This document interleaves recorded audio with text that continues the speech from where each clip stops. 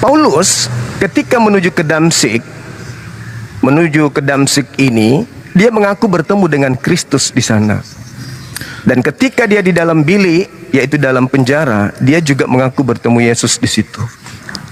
Ketika Paulus ini kembali kepada murid-murid, aku bertemu dengan guru kalian di padang gurun. Berdasarkan pesan tadi, murid-murid pasti tidak mau percaya, karena pesan gurunya, jangan kamu percaya. Ya, kembali kepada penjelasan saya di awal, Yesus mengatakan yang datang setelah dia adalah penghibur lain. Ada yang datang selain penghibur lain ini, yaitu penyesat, memakai nama Yesus dan menyesatkan banyak orang. Nah, tadi abang ini mengatakan Kristen itu pengikut Paulus, pengikut Kristus dan bukan pengikut Paulus. Tapi bukankah di Antioquia yang pertama kali disebut Kristen itu murid-murid Paulus, pengikut Paulus? Oke. Udah ya. Silakan. Kalau udah tolong bilang silakan. Jadi saya tahu di mana. Iya, silakan Bang. Silakan. Baik. Jadi kita kembali ke Matius 24 ayat 4. Artinya kita harus bermain di dasar kunci narasinya dulu, biar settle. Saya akan setuju sepanjang kata kuncinya masuk. Kata kuncinya apa? Matius 24 ayat 4. Ayat 5 lebih tepat. Sebab banyak orang akan datang dengan memakai namaku dan berkata akulah Mesias. Oke, Zuma bertanya, kami menjelaskan. Tapi ada muatan di sini yang dipertanyakan, kan begitu kan, tentang Paulus. Nah, atas dasar itu saya bertanya kembali, itu maksud saya. Yesus berkata banyak orang, berarti lebih dari satu. Itu ya, kata kunci pertama di ayat 5. Kata kunci kedua, dengan memakai namaku, very special, spesifik. Berarti bukan datang atas nama Petrus, Paulus, dan lain-lain. Tolong koreksi saya kalau salah. Dengan namaku, bahkan lebih lancang lagi berkata akulah Mesias. Siapa tahu saya kurang memahami Alkitab. Apakah Paulus pernah terdeteksi berkata akulah Yesus atau akulah Mesias? Siapa tahu saya pernah silap membaca Alkitab. Silakan, bro. Baik. Gini Bang, sejarah menorehkan bahwasanya Lukas ini secara histori dan tradisi Kristen itu adalah asisten Paulus, kan gitu ya. Nah, kalau abang lihat di dalam Kisah Para Rasul 9 nomor 22, maafkan saya kalau saya keliru ya. Di situ coba abang ini buka, di sana itu tidak ada kata Yesus di situ. Kata Yesus itu sisipan Lembaga Bible Indonesia. Dengan kata lain, yang dimaksud Lukas di sana sebagai Kristus itu adalah Paulus. Kemudian yang kedua, di surat daripada Paulus di 1 Korintus 11 nomor 1 juga, di situ terjemahan sesuai dengan original teksnya yang ada ya di Alkitab Sabda. Itu dikatakan, jadilah teladanku sebagaimana aku juga adalah Kristus. Itu surat Paulus. Tapi lagi-lagi Lembaga Bible Indonesia mencoba untuk merubah narasi itu. Seakan-akan Yesus di situ, Paulus di situ meneladani Kristus, padahal jadilah teladanku sebagaimana aku juga adalah Kristus. Jadi Lukas mengatakan Paulus adalah Kristus dan Paulus sendiri mengaku dirinya adalah Kristus. Bahkan ada yang lebih hebat lagi Bang. Di dalam 1 Korintus 12 nomor 27, ternyata Kristen-Kristen ini juga adalah Kristus. Jadi kena terhadap dalil nasihat Yesus kepada murid yang ada di Bukit Zaitun. Waspadalah agar kalian jangan disesatkan. Kalian di sini adalah orang Yahudi. Sebab banyak penyesat datang memakai namaku. Orang Kristen kemana-mana kan pakai nama Yesus. Menjajakan ibadah minggu, tidak bersunat, makan babi, masuk ke gereja, murtad, dibaptis. Kan nama Yesus yang mereka jual. Mereka akan menyesatkan banyak orang. Mereka ini berarti banyak orang menyesatkan orang lain, kan gitu. Memakai nama Yesus Kristus.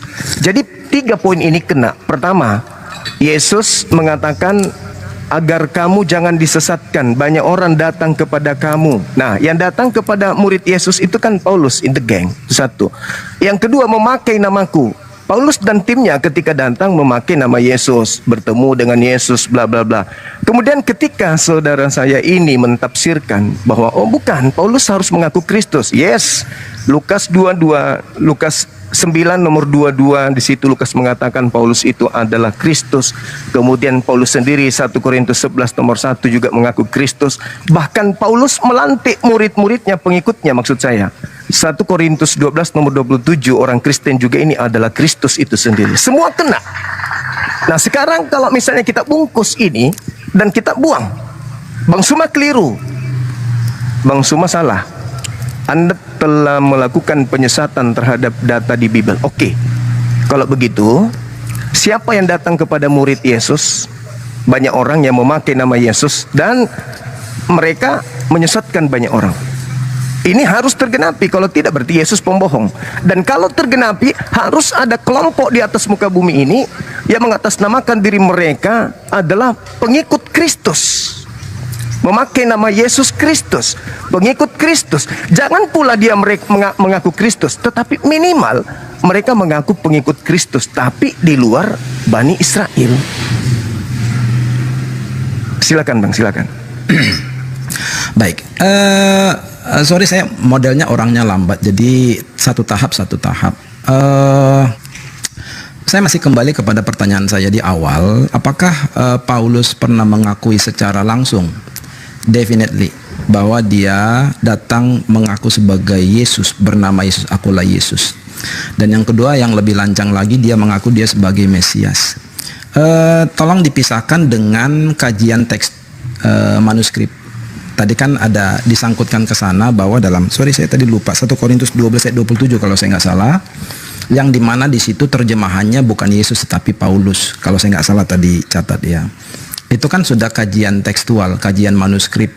Artinya begini, kami percaya Alkitab yang diterjemahkan ini adalah kebenaran atau tepat sesuai dengan manuskripnya.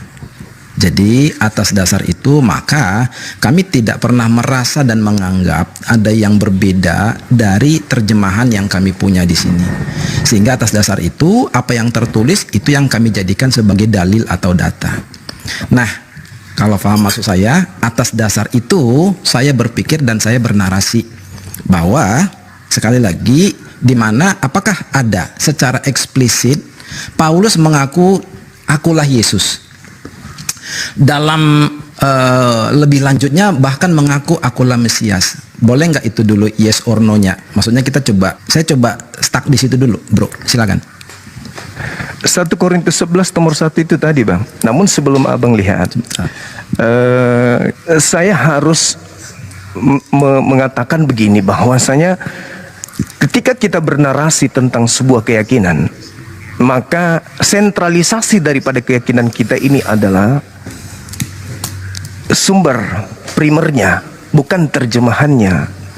Tetapi bagaimana kita mengetahui bahwasanya awal dari pernyataan dari penerjemah itu berasal dari sebuah kata atau kalimat yang mana menjadi sumber penerjemah.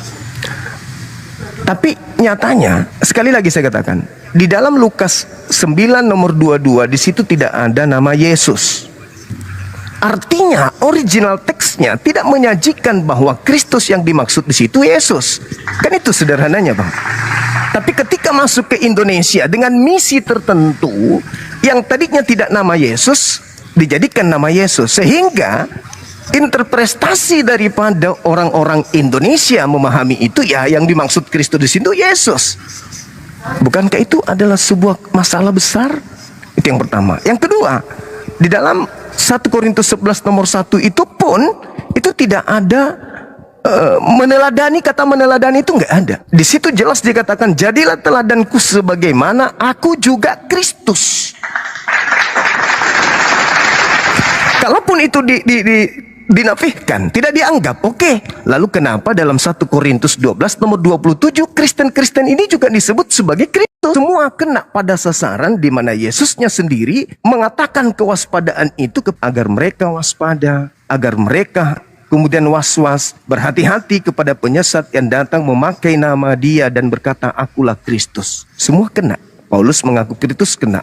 Membawa-bawa nama Kristus kena. Ketika di padang gurun mengaku Kristus juga kena. Di dalam bilik penjara mengaku bertemu Yesus sampai dia menulis Bible-nya juga kena. Jadi sulit bagi saya sebagai seorang Muslim untuk kemudian menjadi murid dari saya mengatakan Tuhan keluar dari kubur juga enggak kena.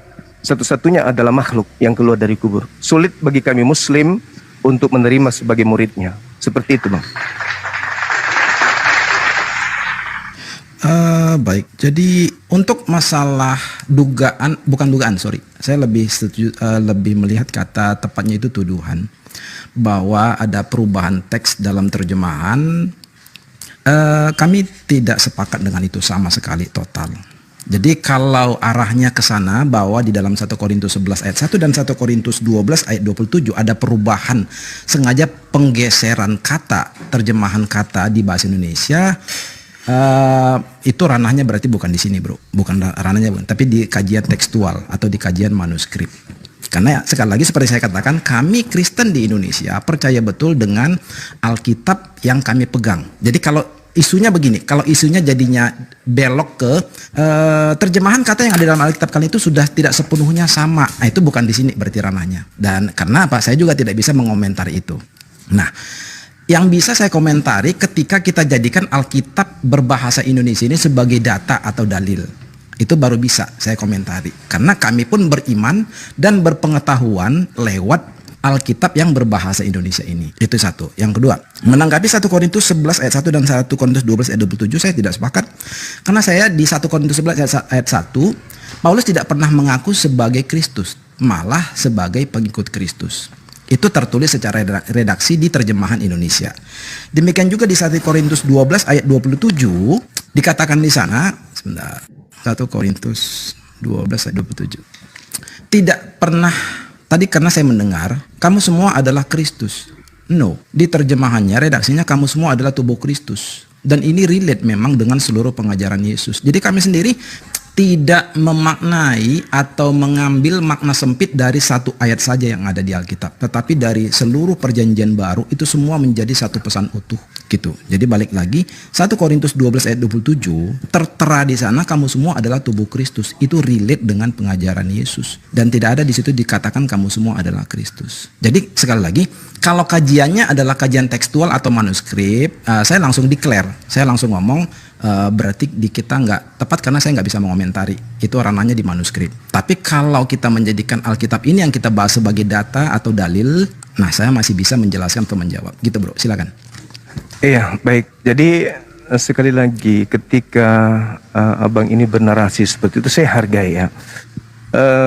Akan tetapi bukankah media hari ini menyediakan kemudian alat untuk kita belajar lebih jauh, tidak terkungkung mulu-mulu diterjemah, karena perintah di dalam dalil Bible juga mengasihi Tuhan itu kudu wajib dengan akal, artinya kita diberi ruang untuk belajar. Nah kalau kita nggak sanggup menerawang sampai kepada manuskrip, minimal kita bisa melihat di Alkitab Sabda, oh toh ternyata di sana memang betul tidak ada kata Yesus itu kan gitu. Nah, lalu kemudian ketika saya mengatakan bahwasanya Paulus menyatakan bahwa Kristen pengikutnya ini adalah Kristus, karena gini, Yesus itu disebut sebagai anak Tuhan. Galatia 3 nomor 26 juga Kristen juga disebut sebagai anak Tuhan. Bukan lagi hamba Tuhan tapi anak Tuhan. Lalu Galatia 3 nomor 27, Kristen ini memiliki sifat-sifat Kristus. Dan setahu saya seorang anggota polisi pasti adalah polisi. Di situ dikatakan engkau adalah anggota Kristus. Berarti saudara-saudara saya dengan sadar mereka ini adalah anggota Kristus. Levelnya naik, bukan lagi hamba Tuhan tapi anak Tuhan, kan begitu. Dan itu disadari, Kristen rangkul konsep itu, bahwa memang kami bukan lagi hamba Tuhan, kami adalah anak Tuhan. Dengan demikian berarti kan mengaku Kristus, kan gitu. Meskipun Kristus itu memang tidak layak untuk dinobatkan kepada saudara Kristen, karena Kristus itu kan gelar kepada orang yang diurapi Tuhan bagi kalangan Bani Israel. Nah kembali kepada Lukas ya, Kisah Para Rasul 9 nomor 22, di situ kan jelas tidak ada nama Yesus di situ, tapi di terjemahan ini disisipkan dan itu bisa dilihat bukan di manuskrip, bisa dilihat kemudian di Alkitab Sabda. Terjemahan lama, terjemahan baru, terjemahan Sliber dan seterusnya.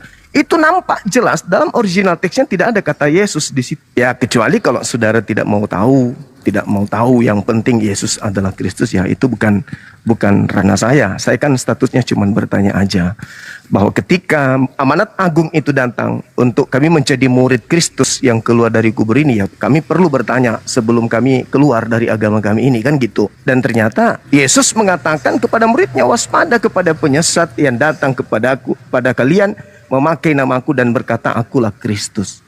Satu-satunya agama di atas muka bumi ini yang keliling membawa nama Yesus Kristus itu Kristen. Dan kalau ternyata bukan Kristen yang dimaksud, lalu orang banyak yang memakai nama Yesus sebagai penyesat itu mana? Yang datang kepada murid Yesus pada kali itu. Sedangkan kelompok di luar Yahudi yang berinteraksi langsung dengan Yahudi itu adalah orang-orang Kristen. Cikal bakal yang menjadi Kristen nantinya itulah yang datang kepada murid-murid Yesus. Nah, apakah Kristen memakai nama Yesus? Ya. Mengatakan Yesus itu Kristus? Ya. Bagaimana dengan konsep menyesatkan banyak orang? Nah, tanya kepada saudara Kristen, apakah Kristus itu Tuhan bagi Bani Israel? Apakah Kristus menurut Kristus itu adalah Tuhan bagi Kristus itu sendiri? Lalu kita mengambil kesimpulan, Kristen kok menuhankan Kristus, sementara sekian banyak gelar daripada sembahan orang Yahudi tidak ada yang bergelar Kristus. Yesus pun sibuk mengajarkan orang-orang Yahudi menyembah kepada Tuhannya, yaitu Elohim. Tapi giliran Kristen, ketika ada pengajaran yang dibawa oleh Paulus dan temannya, ya Kristen seketika menyembah kepada Kristus ini. Begitu bang. Karena selain abang, kami pun adalah sasaran tembak daripada misi kekristenan. Abang sudah masuk, kami belum. Orang tua abang tadinya yang masuk, kami belum. Nah, kami mempertahankan diri dengan pola dasar kerangka berpikir itu tadi. Siapa dia yang keluar dari kubur ini? Kalau Yesus sendiri mengatakan, aku pergi, dan yang datang adalah oknum lain. Seperti itu bang, silakan. Oke, baik. Sepertinya ini kan subtopiknya kan ada beberapa cabang sekaligus. Bagi saya terlalu melebar. Bukan tidak bisa dibahas, bisa. Tetapi saya lebih berharap kita mainnya di satu-satu. Satu tahap, selesai lanjut ke tahap berikutnya. Kalau sesuai judul kan yang diajukan Goldian kemarin, makhluk yang keluar dari kubur setelah 3 hari. Tetapi di start pembuka narasi Zuma menyenggol tentang Paulus. Saya rasakan ini kan secara temanya berarti nggak relate, tapi nggak masalah gitu ya. Nah, maksud saya begini, di awal itu kan tentang Paulus, kita selesaikan dulu Paulus kalau saran saya. Jadi saya balik lagi ke Paulus, kembali kepada tadi, di mana Paulus memenuhi Matius 24 ayat 4 dan 5, bahwa penyesat itu mengaku dia adalah Yesus, mengaku dia adalah aku, itu kata Yesus. Kemudian mengaku dia sebagai Mesias, akulah Mesias. Secara teks di bahasa Indonesia kami tidak pernah menemukan. Tadi saya sudah coba tanyakan ke Zuma, adakah di dalam teks bahasa Indonesianya yang eksplisit seperti itu? Sepertinya belum dijawab secara tuntas, sepertinya gitu ya. Tetapi arahan yang diberikan bahwa teks Indonesia ini berpotensi disalah terjemahkan. Nah, kalau itu tadi pun sudah saya jawab bahwa kalau ranahnya kajian tekstual atau terjemahan manuskrip, saya nggak bisa berkomentar. Itu ranahnya bukan di sini. Jadi saya hanya bisa menjawab based on berdasarkan literasi dalil yang kami punya, yaitu Alkitab berbahasa Indonesia.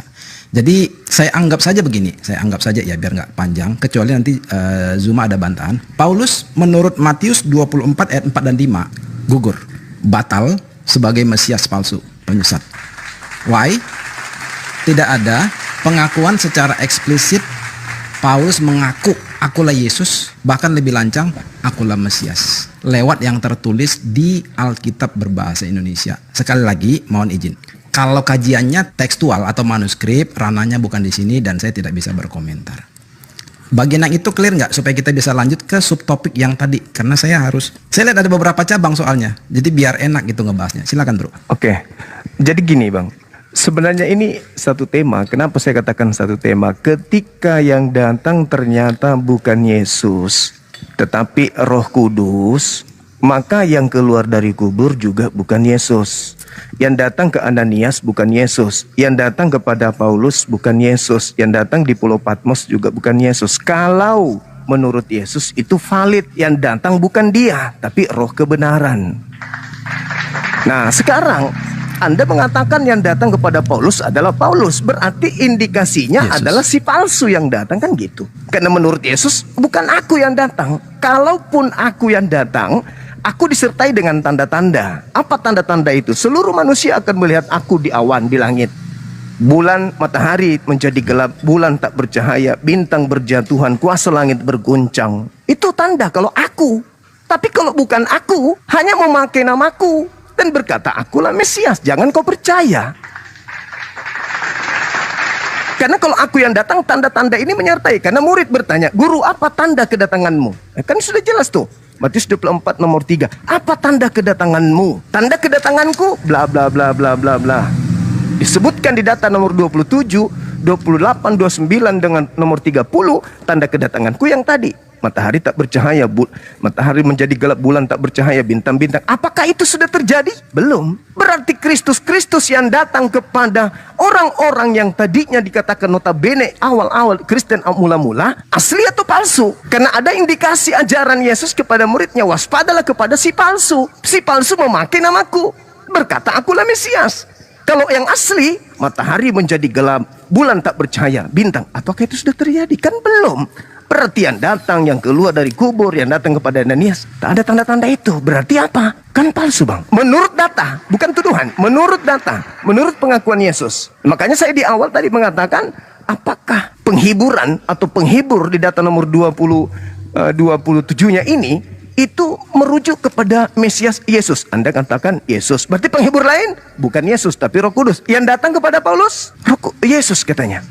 Sudah kena di situ. Jadi saudara kemudian mengatakan, ya kalau berbicara mengenai original teks manuskrip bukan ranahnya di sini. Saudaraku, apakah iya ketika sebuah data tidak sesuai dengan aslinya, kita masih mau pegang terjemahan sementara aslinya tidak mengatakan seperti itu?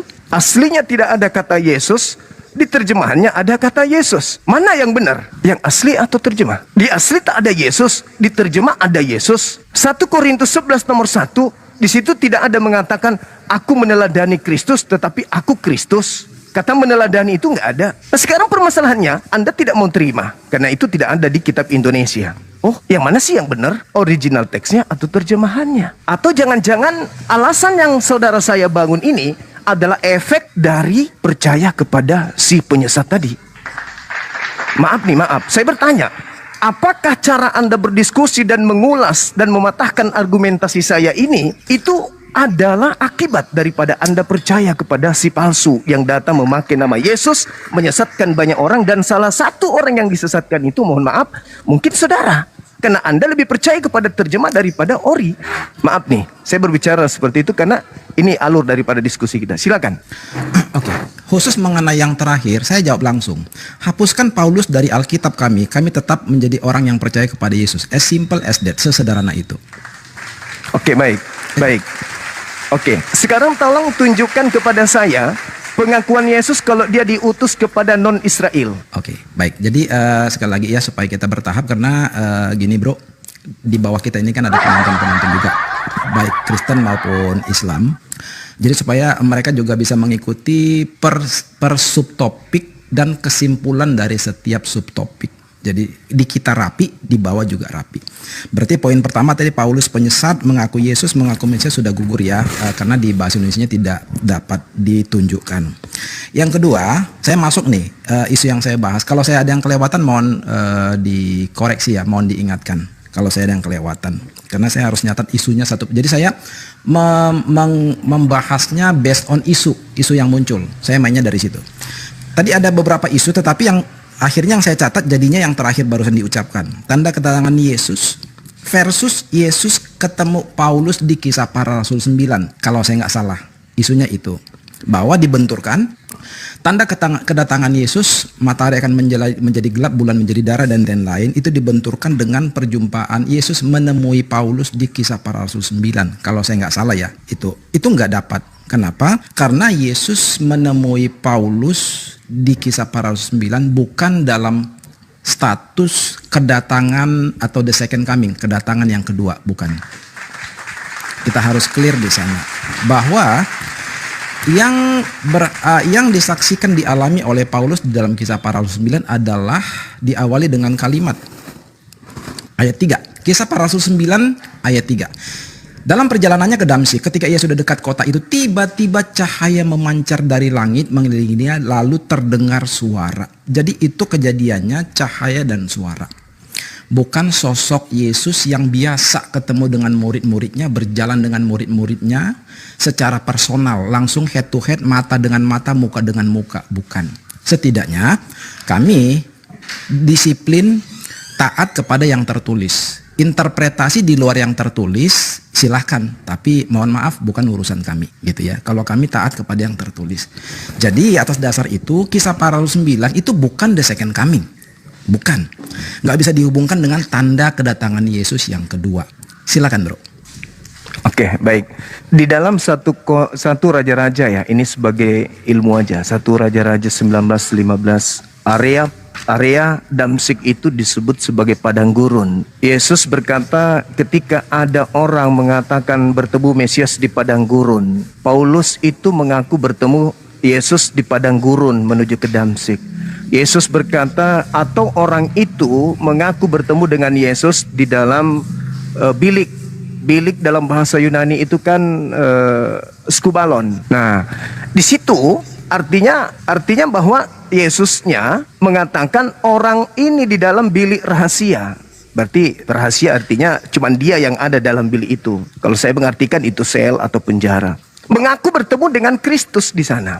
Paulus mengatakan, aku menerima Injil bukan dari manusia, tetapi dari Kristus. Jadi di situ dia sudah memberikan suatu ruang untuk bagi kami, agar mengetahui bahwasanya ya Yesus yang datang kepada Paulus ini bukan anak Maria, karena anak Maria itu adalah manusia. Sedangkan Paulus mengaku bertemu dengan Yesus yang bukan manusia. Itu yang pertama. Yang kedua, di dalam Kisah Para Rasul 1 nomor 11 dikatakan malaikat Yesus yang kau lihat terangkat ke langit itu akan datang sama seperti kalian melihat dia terangkat ke langit. Berarti dia datang dengan wujud aslinya. Dan lagi-lagi Yesus mengatakan, tanda kedatanganku adalah aku datang sebagai anak manusia. Berdaging dong.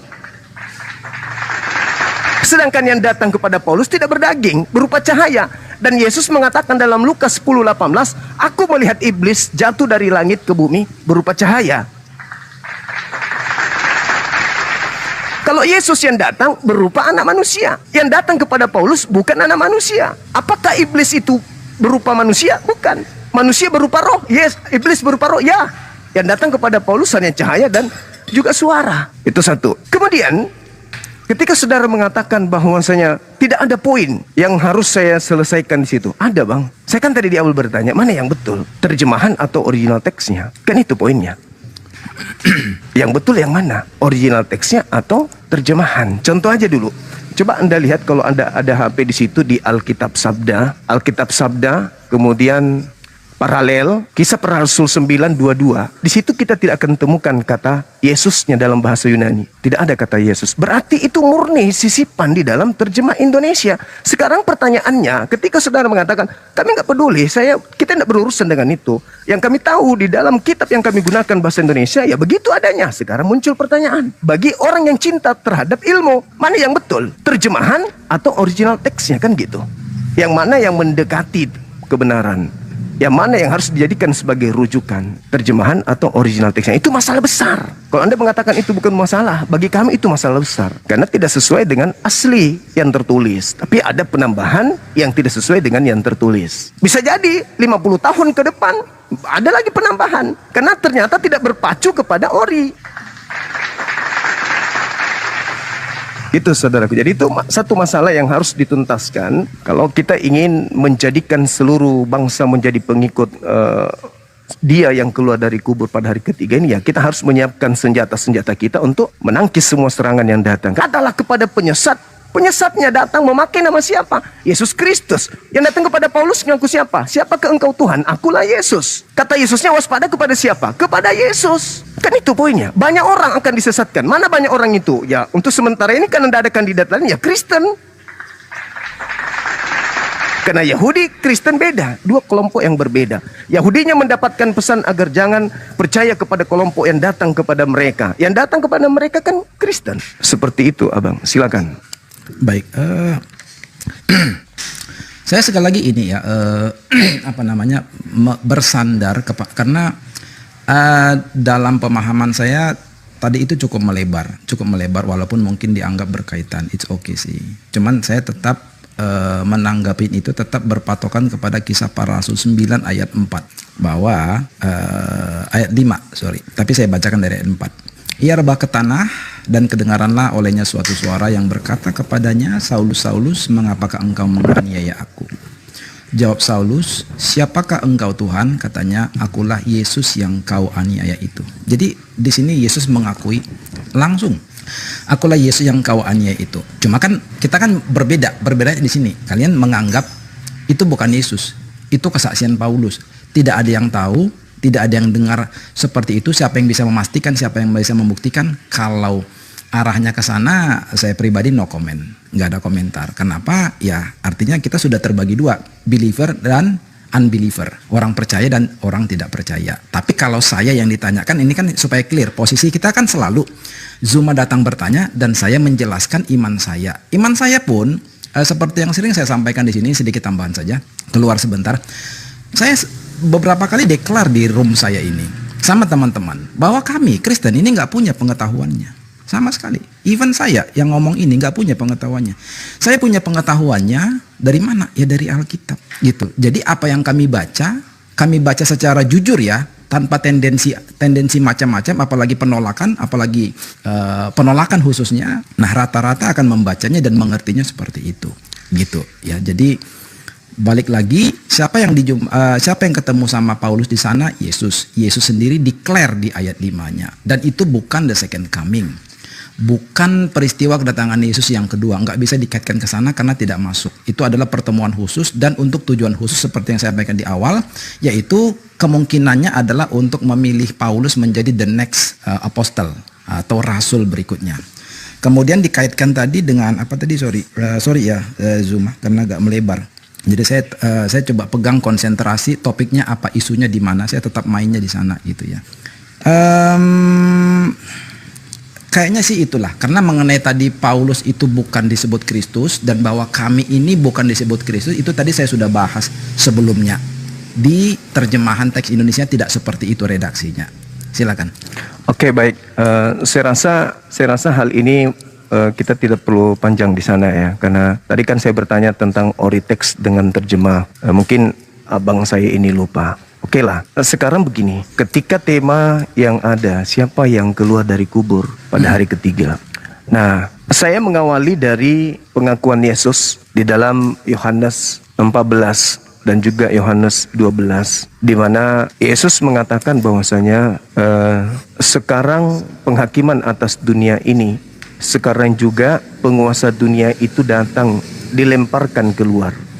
Penguasa dunia yang dimaksud Yesus di sini tentu adalah iblis. Dan memang iblis pernah mencoba Yesus di dalam Lukas 4, Matius 4, di mana iblis datang menawarkan segala kemegahan yang ada, segala kerajaan yang ada. Aku akan memberikan semua ini, Yesus, kata iblis, kalau engkau menyembah aku. Nah, Yesus tidak menerima kuasa itu. Yesus tetap aja berpangkuh kepada pekerjaan yang diserahkan oleh Bapa kepada dia. Ketika tawar-menawar, iblis menawarkan kuasa kepada Yesus, Yesus menolak. Lalu di data nomor 12-nya di Lukas 4 ini, di situ diterangkan iblis setelah mencoba Yesus mundur dari Yesus dan menunggu waktu yang baik, menunggu waktu yang tepat. Jadi iblis ini mengintai terus.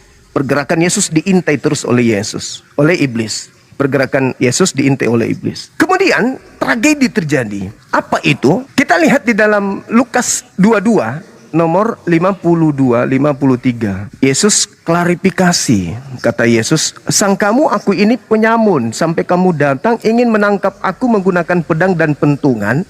Padahal setiap saat engkau bersama aku di dalam bait suci. Tetapi, nah tuh, Yesus sambung tuh. Tetapi inilah saatmu dan kuasa kegelapan. Artinya, kemarin kamu bersama dengan aku, sama-samanya kita. Tapi kamu tidak menangkap aku. Kok sekarang kau datang bawa pedang dan pentungan? Nah, Yesus jawab sendiri. Oh, ternyata inilah saatmu, saat kuasa kegelapan. Nah, saat kuasa kegelapan itu adalah upaya ingin menangkap Yesus. Sampai Yesus kan berdoa sebelumnya tuh. Di data 44 43:44. Bapak, biarlah cawan ini berlalu, tetapi bukan atas kehendakku, tetapi atas kehendakmu. Data selanjutnya 44, maka seorang malaikat turun dari langit kepada Yesus, memberikan kekuatan kepada Yesus sampai dia semakin serius dalam berdoa, peluhnya seperti titik-titik darah yang jatuh ke tanah. Jadi malaikat turun tuh memberi kekuatan kepada Yesus. Artinya kehendak Bapa ini apa? Ketika Bapa mengutus seorang malaikat, apakah Bapa mengizinkan Yesusnya untuk disalib? Atau jangan-jangan Yesusnya ini datang kemudian malaikat padanya untuk mengangkatnya ke langit? Karena kenapa? Kehendak Bapa yang harus terjadi sehingga malaikat turun. Dan juga Petrus berkhotbah, Bang. Coba Anda lihat dalam Kisah para Rasul 2 nomor 30, 31, 32, 33. Daud, kuburannya masih ada di tengah-tengah kita. Daud bernubuat tentang seorang Mesias yang tidak ditinggal di dunia orang mati dan jasadnya tidak mengalami kematian atau kebinasaan. Akan tetapi tangan kanan Elohim mengangkatnya ke atas. Kan itu. Artinya bahwa ya yang disalib ini, yang dibunuh ini siapa gitu kan ya? Yang keluar dari kubur. Ketika dia keluar dari kubur, apa katanya? Kepadaku telah diberi kuasa baik langit maupun di bumi. Menurut Yesus, yang memiliki kuasa itu iblis. Kata Yesus, sekarang penghakiman atas dunia, sekarang juga penguasa dunia datang dan dilemparkan keluar. Dilemparkan keluar berarti tadinya dia di dalam tuh. Di dalam sesuatu yang ya sifatnya tersembunyi. Di dalam Yesaya 14 nomor 12 sampai nomor 15, iblis naik ke awan ingin menyamai Tuhan. Akan tetapi sebaliknya, ke dalam dunia orang mati, ke alam kubur, aku lemparkan engkau. Jadi iblis dilemparkan ke alam kubur. Nah, yang keluar di alam kubur ini dilemparkan keluar. Kalau dia dilemparkan masuk ke kubur, berarti iblisnya harus dilemparkan keluar juga. Yesus mengatakan itu, bahwasanya saatnya kuasa dunia dan saatnya kemudian, kata Yesus, dan saatnya kemudian penguasa dunia ini dilemparkan. Yang keluar dari kubur, dia mendekati mereka, mereka sebagian kemudian datang sujud menghormat, sebagian lagi ragu-ragu. Dia berkata, pergilah, jadikanlah seluruh bangsa menjadi muridku. Kepada aku telah diberi kuasa, pergilah, jadikanlah seluruh bangsa. Nah, siapa ini yang merasa memiliki kuasa? Sementara Yesus tadinya ketika ditawarkan kuasa itu, Yesus tidak terima. Lalu siapa yang menerima kuasa ini? Silakan, Bang. Mungkin kalau untuk hal-hal yang sifatnya sederhana, saya mungkin cuma sepotong tanggapan saja ya, nggak panjang. Kalau Zuma kan mungkin kan banyak narasinya. Untuk hal-hal yang saya lihat cukup sepotong, mohon izin cukup sepotong. Bukan karena saya pelit, enggak. Tetapi memang saya tidak melihat ada hal yang di luar itu yang esensi gitu ya. Nah, contoh kepada pertanyaan tadi yang saya tangkap, tolong koreksi kalau salah. Salah satu poin yang menarik yang saya tangkap tadi, siapa ini? Yesus ini apakah ditentukan untuk binasa atau tidak binasa? Ditentukan untuk disalib atau diangkat ke langit? Kalau saya nggak salah ada narasi tadi atau pertanyaan isu seperti itu. Bagi saya simpel menjawab itu. Yesus ini Yesus yang mana? Seperti apa rancangan Bapa? Yohanes 3:16. Karena begitu besar kasih Allah akan dunia ini sehingga ia telah mengaruniakan anaknya yang tunggal supaya setiap orang yang percaya kepadanya tidak binasa melainkan beroleh hidup yang kekal. Nah, ini kehendak Allah sendiri karena di situ dicatat karena begitu besar kasih Allah. Ia mengaruniakan anaknya. Jadi anaknya sang ilahi itu yang turun ke dunia itu adalah karunianya, berarti atas kehendaknya. Jadi jelas kalau itu pertanyaannya, kedatangan Yesus adalah kehendak Allah atau Elohim. Kemudian untuk apa anaknya datang ke dunia? Matius 20 ayat 28. Saya pakai perkataan Yesus sendiri. Yesus berkata di dalam Matius 20 ayat 28, sama seperti anak manusia datang bukan untuk melayani, melainkan untuk melayani dan, nah di sini kata kunci, untuk memberikan nyawanya menjadi tebusan bagi banyak orang. Jadi kehendak Bapa itu relate dengan apa yang dipahami Yesus tentang kehadirannya di muka bumi. Yesus sendiri mengakui secara belak-belakan bahwa ia datang untuk memberikan. Dalam kitab Perjanjian Baru, di dalam surah-surah Paulus, di dalam kitab Lukas, kitab Yohanes, kitab Markus, ada nggak Yesus sampaikan seperti itu? Atau murni mengatakan harus tergenapi yang ada di dalam Perjanjian Lama tentang dirinya? Silakan. Perjanjian Lama. Ya, Perjanjian Baru tidak ada karena Perjanjian Baru itu kan tulisan kemudian kesaksian tentang Yesus. Silakan. Kalau Perjanjian Lama ada nggak boleh membunuh manusia untuk menebus dosa manusia? Oke. Sebentar ya.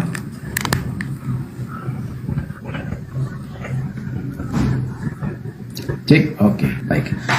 Oke, berarti giliran saya ya yang menanggapi ya. Tadi karena pertanyaan singkat, saya langsung jawab singkat bahwa di dalam perjanjian baru Yesus tidak pernah declare dia menggenapi perjanjian baru, karena perjanjian baru adalah tulisan kemudian. Jadi Yesus tidak mengacu ke sana, dan salah kalau bicara tentang Yesus mengacu parameternya di perjanjian baru, karena perjanjian baru itu penggenapan, bukan parameter. Gitu. Seperti itu ya. Nah, sekarang kita masuk kepada pernyataan Yesus yang ada di Lukas 24 ayat 44. Tapi nanti kita baca ayat 45. Jadi kita bisa memahaminya secara luas. Apa yang terjadi di sana? Better saya bacakan saja. Lukas 24 ayat 44 dan 45. Ia berkata kepada mereka, inilah perkataanku yang telah kukatakan kepadamu ketika aku masih bersama-sama dengan kamu, yakni bahwa harus digenapi semua yang ada tertulis tentang aku. Jadi sampai situ dulu, ya saya setuju, dan memang seperti itu bahwa Yesus itu menggenapi yang tertulis tentang dia. Di mana? Di kitab ke depan? Bukan, itu nggak bisa. Makanya kalau Yesus tidak mungkin digenapi di perjanjian baru, lebih tidak mungkin lagi digenapi di Al-Quran. Itu clear. Karena kita harus konsisten secara logiknya. Harus konsisten. Jadi kalau perjanjian baru, sama-sama kita sekarang... sebentar ya Bang, sebentar aja. Sebentar ya Bang, mohon izin sebentar aja, 2 menit. Anak saya silakan. butuh, ada yang harus saya transfer, ternyata dia lagi di jalan. Sebentar ya, sebentar aja, 2 menit. Mohon izin ya, sebentar. Silakan. Jadi teman-teman, waktu ini saya ingin gunakan ketika saudara kita mengatakan kalau di perjanjian baru itu tidak, apalagi di Al-Quran. Itu sebenarnya pernyataan putus asa itu ya teman-teman ya. Di Al-Quran kan dikatakan bahwasanya Nabi Isa tidak disalib. Nabi Isa orang benar. Perjanjian lama Keluaran 23 nomor 78. Jangan kau membunuh orang yang benar. Mazmur 37 dan seterusnya, orang benar itu dilindungi. Amsal 21:18, orang benar itu ketika dianiaya digantikan oleh orang fasik, pengkhianat dan seterusnya. Jadi ya justru Al-Quran itu, silakan. Testing, bisa dengar suara saya? Iya, kedengaran Bang, kedengaran. Zuma bisa dengar suara saya? Testing. Kedengaran Bang, kedengaran suaranya.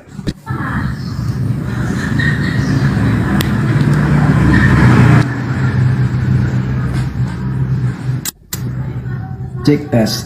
Oke. Tolong ini bro, testing. Iya, suaranya kedengaran Bang. Oke, baik. Sorry ya teman-teman dan teman-teman yang di sini, tadi saya ada sebentar tadi interupsi urusan dengan anak saya di luar. Sorry ya.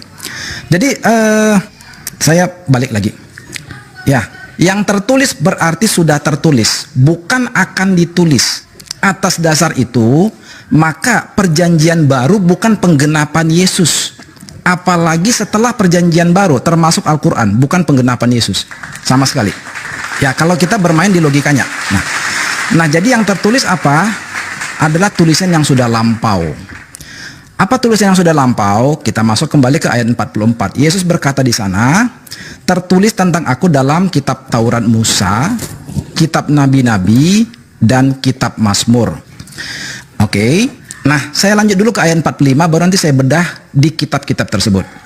Di ayat 45 Yesus menjelaskan lagi, di situ dijelaskan lagi bahwa lalu ia membuka pikiran mereka sehingga mereka mengerti kitab suci. Nah, saya mau jelaskan bro, bahwa di ayat 45 itu ada satu pesan khusus, di mana di situ ditulis Yesus perlu membuka pikiran mereka supaya mereka mengerti kitab suci. Artinya bagi saya begini, berarti ada sesuatu di sana. Kalau Yesus tidak membukakan lagi, tidak menjabarkan lagi, atau tidak memberikan pengertian apa sih maksudnya, ada kemungkinan murid-murid itu tetap tidak akan mengerti. Itu pemahaman saya kalau membaca ayat 45. Why? Nanti kita buka di ayat 44 di kitab-kitab yang disinggung oleh Yesus tersebut. Jadi Kata kuncinya sekali lagi, Yesus perlu membukakan pikiran mereka supaya mereka mengerti apa yang tertulis tentang dia di kitab-kitab yang disebutkan Yesus di ayat 44. Kita harus clear di sana. Nah ya, nah sekarang saya masuk ke ayat 44. Tertulis di mana kitab Taurat Musa. Cek, tes. Saya ngelek ya? Saya ngelek? Iya, ngelek dari tadi, Bang. Oke, sebentar. Apa problemnya? Sebentar. Sampai mana tadi, Bang? Saya ngomongnya itu yang ketangkap Lukas sampai mana yang terakhir? Lukas 44. Lukas 24. 45-nya? Data 44. 45-nya belum? 45. 45-nya belum ya? Sudah. Tadi saya sudah dengar. Oke, sebentar. Sekarang kembali ke 44-nya katanya. Harus tergenapi yang tertulis tentang dia di kitab Taurat Musa, Nabi-Nabi dan Mazmur. Ya, ini kenapa ya? Tampilan saya nggak muncul loh. Ada, cuman nggak gerak, nge-lag dia, Bang. Betul. Saya juga diinfo sama istri saya. Gambar saya stuck, pertanda saya nge-lag. Tapi suara bisa dengar ya? Iya, kedengaran suaranya. Nah, ini gimana ya? Ini persoalan teknis ini soalnya. Ini sudah di luar pembahasan soalnya. Nggak paham saya. Saya coba matikan kamera. Sekarang saya coba nyalakan lagi. Nah, Iya, sudah. nge-lag nggak? Sebentar. Testing. Enggak, udah bagus. Udah bagus, Bang, udah mulut, bagus, Bang. vokal, gerakan Udah mulut bagus, sama udah dengan bagus. ini ucapan. Oke. Iya. Sorry ya. Ini teknis ya teman-teman. Bukan saya ini ya. Iya, Ini teknis soalnya. Kalau teknis nggak ada obatnya, nggak ngerti saya. Gitu ya. Oh, di ayat 45 kayaknya tadi belum ya. Saya ulangi lagi 45 ya. Jadi di ayat 44, 45. Bang. Tadi kedengaran 45. Oh, oke. 45 kedengaran ya. Berarti selesai. Jangan saya ulangi lagi maksudnya biar nggak bolak-balik. Siap. Nah, sekarang kita ke 44. Yesus berkata ada tertulis tentang dia di mana? Taurat Musa, kitab Nabi-Nabi dan kitab Mazmur. Kita bedah. Kitab Taurat Musa dulu yang pertama. Tapi ingat ya poinnya ya, Bang. Bagi kami ayat 45 itu penting sekali.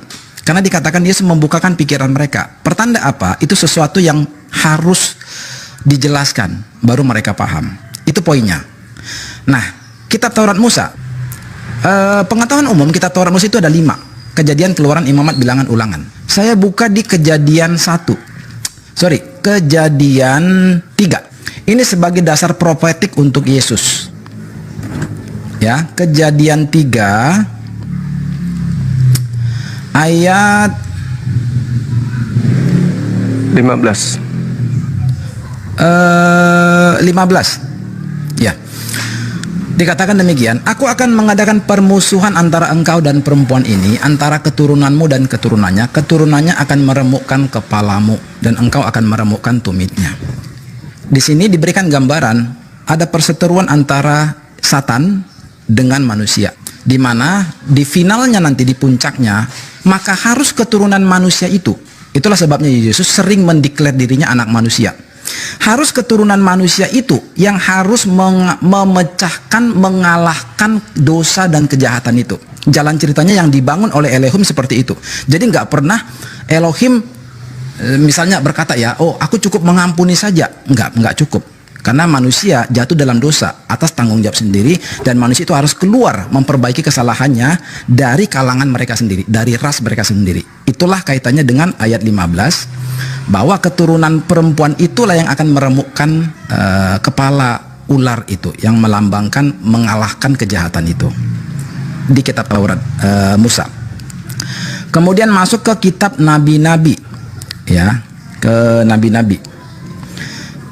Kita buka di Yesaya 53. Mungkin saya nggak akan sebutkan semua, hanya perwakilan-perwakilan saya saja. Tetapi intinya apa yang disebutkan Yesus itu ada di dalam kitab-kitab tersebut. Yesaya 53 ayat 3-5. Ada lagi sebetulnya di luar itu, tapi ayat 3-5 dulu deh. Saya bacain. Yesaya 53 ayat 3-5. Ia dihina dan dihindari orang, seorang yang penuh kesengsaraan dan yang biasa menderita kesakitan. Ia sangat dihina sehingga orang menutup mukanya terhadap dia, dan bagi kita pun dia tidak masuk hitungan. Tetapi sesungguhnya penyakit kitalah yang ditanggungnya dan kesengsaraan kita yang dipikulnya. Padahal kita mengira dia kena tulah, dipikul dan ditindas Allah. Tetapi dia tertikam oleh karena pemberontakan kita, dia diremukkan oleh karena kejahatan kita. Ganjaran yang mendatangkan keselamatan bagi kita ditimpakan kepadanya, dan oleh bilur-bilurnya kita menjadi sembuh. Kemudian yang terakhir, Mazmur. Dua-dua. Ya, Mazmur 22 ayat 1, 6 sampai 8. Saya coba buka.